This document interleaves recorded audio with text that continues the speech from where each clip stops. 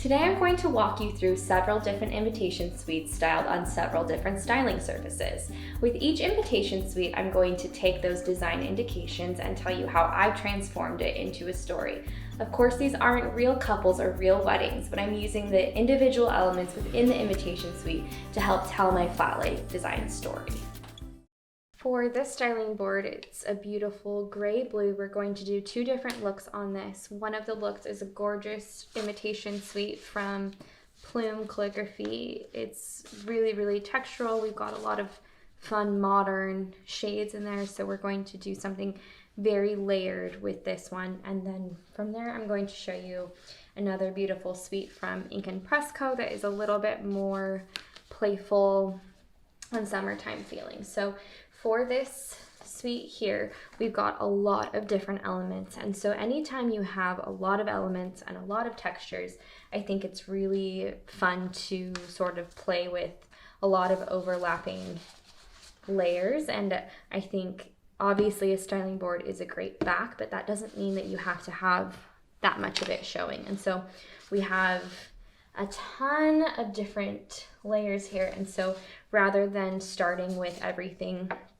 raised up like I normally would, I think that it's totally fine to kind of start with a base layer. And I'm going to kind of go from top left to bottom right to create a cascade that way, and then I'm going to build it up in an X in the other direction as well.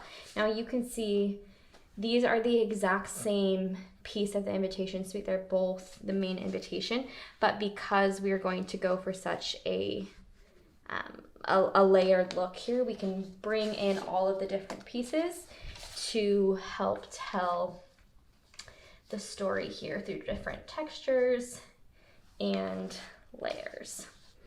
And I love the way that it all kind of plays together. I do want to be careful of those two lining up too much.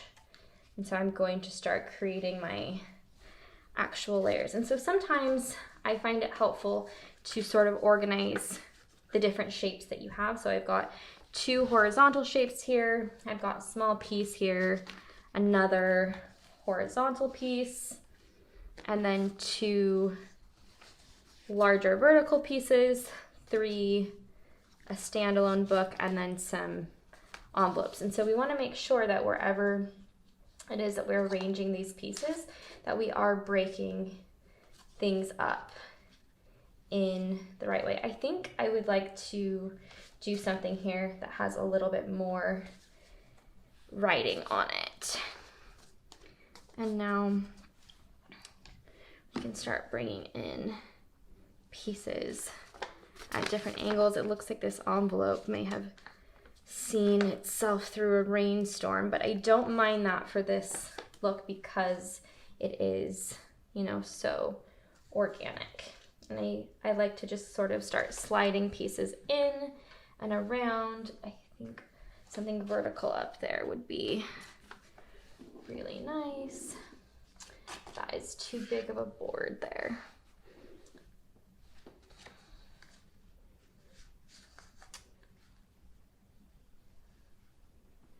I do see how this is falling down here. I do want to make sure that I find a way to keep that up so that we don't lose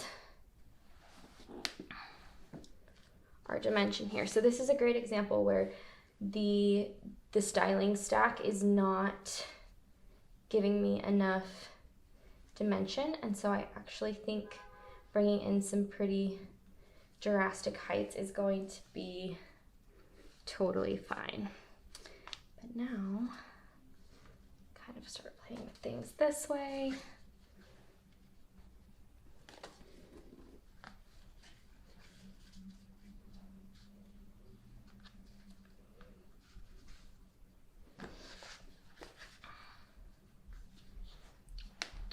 And because we've got something over here up so high, I do want to make sure that we have other elements lifted in that same sort of way. And so I think we will get something like this going over here. And then we'll do this one on a little bit more of a raised plane. I think pull in a little bit more there.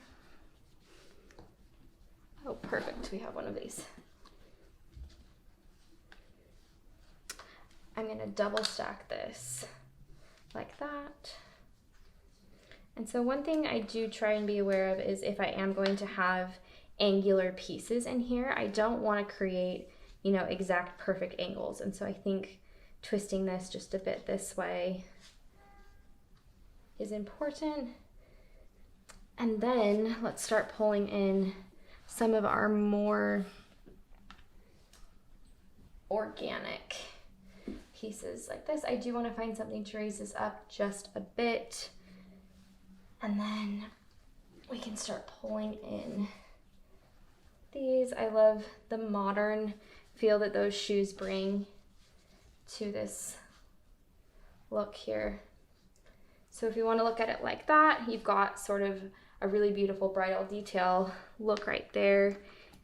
If we're going to add in something, I think rings would be really great. I do want to add in some details down in here. I think some wax seals and vintage stamps bring in a fun little pop of color, but I would want to keep it as monochrome as possible. So kind of focusing more on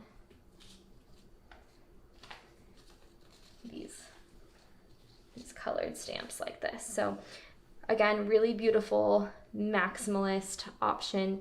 Now, if you want to kind of pull away some of these layers, I think you could bring the ring dish into the very center and, you know, take a shot just like that. That's super beautiful. If you want something that focuses a bit more on the rings, you can bring in a more traditional ring box.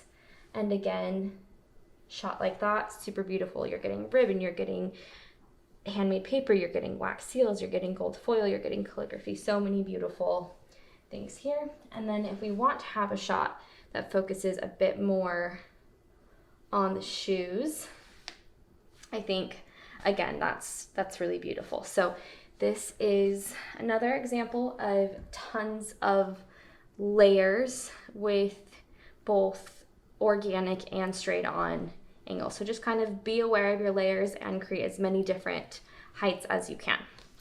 For this next suite, we are going to be playing with some really fun details that kind of tell the story of what I would imagine this bride to be like. She's using a really beautiful French blue, a traditional botanical print of, I believe it's a kumquat branch or oranges or something like that. And so what we want to do here, again, as always, is start out with the most. We don't want to miss any part of this suite because it is just so much fun. I often like to create this sort of shape with my invitation and my envelope with vintage stamps because I think that bringing in or allowing the stamps to be a really present part of the flat lay is really fun, and sometimes it's hard to find a way to showcase this vertically, and so I like creating that sort of shape often when I am working with a really beautiful invitation and envelope set.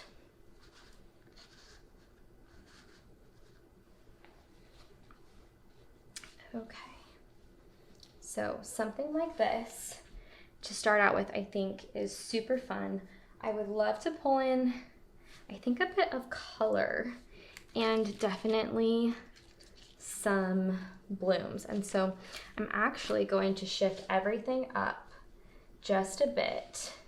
I imagine this bride getting married somewhere in California or Arizona where they have all of the beautiful orange groves And with that, everything does feel, you know, absolutely beautiful, but I think it's fun to bring in some of these more casual elements like this fan here. I'm not sure which side I like this on yet.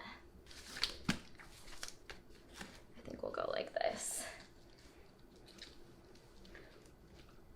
And these tulips, yes, they are dried and open, but I think it adds a really fun textural element to all of this.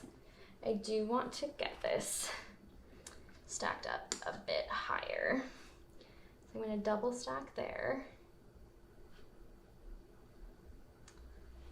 Okay, so as we can kind of see with this, it's crawling up this way, and so I think it would be important to include a detail up in this corner to continue on the angles that we've created here.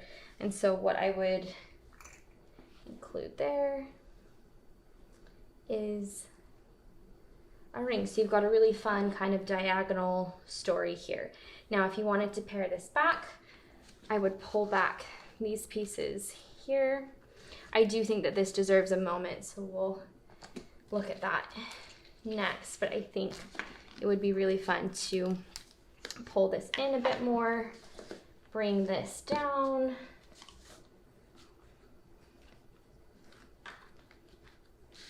Let's see.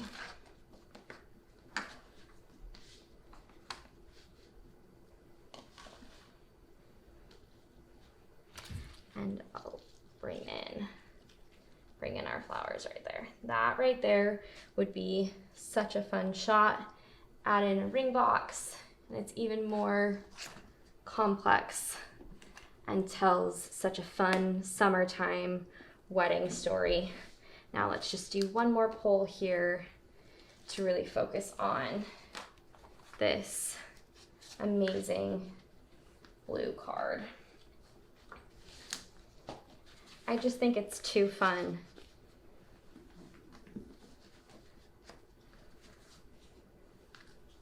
to not like fully highlight a detail like that. So something like that shot, pull those away, still gorgeous, pull this away, still super fun. Flip it this way, again, really fun. So it's all about playing with the different pieces that you have and really highlighting the specialty pieces. In a suite like this, it would be the invitation liner and this gorgeous velvet card.